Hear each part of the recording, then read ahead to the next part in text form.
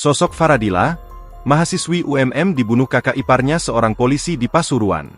Sosok Faradila Amalia Najwa, mahasiswi Universitas Muhammadiyah Malang, UMM, yang ditemukan tewas di sungai pinggir Jalan Raya Malang Pasuruan, di depan pabrik PT Satoria pada Selasa, 16 Desember 2025. Jasad Faradila Amalia Najwa ditemukan dalam kondisi telentang di dasar sungai yang kering dengan posisi lutut kaki tertekuk dan pakaian masih lengkap.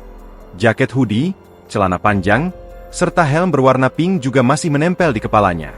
Belakangan terungkap Faradila adalah korban pembunuhan yang diduga dilakukan oknum polisi berinisial Bribka AS, yang diduga kakak iparnya. Bribka AS yang merupakan anggota Mapolsek Krucil Polres Probolinggo sudah diamankan di Polda Jatim sejak Selasa, 16 Desember 2025. Faradila Amalia Najwa merupakan mahasiswi semester 3 Universitas Muhammadiyah Malang, UMM. Ini berasal dari desa Kecamatan Tiris, Kabupaten Probolinggo, Jawa Timur. Terduga pelaku, Bribka AS adalah kakak ipar Faradila, atau suami dari Husna, kakak kandungnya. Faradila adalah anak bungsu dari pasangan Haji Ramlan dan Siti. Faradila masih memiliki kakak sulung bernama Yanu. Ayah korban, Haramlan, mengakui hubungan Faradila dengan terduga pelaku, Bribka AS tidak harmonis. Bahkan Bribka AS juga tidak baik dengan kakak sulung korban, Yanu.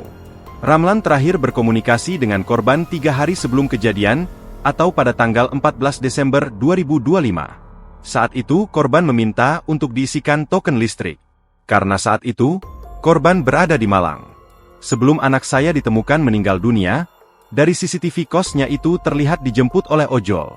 Kemudian tahunya kalau anak saya meninggal dunia, keluarga dihubungi Polres Pasuruan setelah identitasnya diketahui dari sidik jari, kata Ramlan, Rabu, 17 Desember 2025. Setelah mengetahui jika anak bungsunya ditemukan meninggal dunia dan berada di RS Bayangkara Watu Kosek, Sidoarjo, Ramlan lantas menyuruh 2 sopir pribadinya dan Bribka AS yang saat itu sedang berada di rumahnya sendiri di Kecamatan Keraksaan.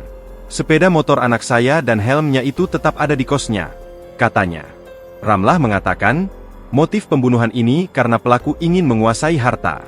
Terlebih, kata Ramlan, saat ditemukan, beberapa barang anak saya seperti HP dan dompet yang berisi ATM tidak ditemukan.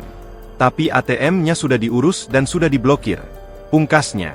Download Tribun X sekarang, menghadirkan lokal menjadi Indonesia.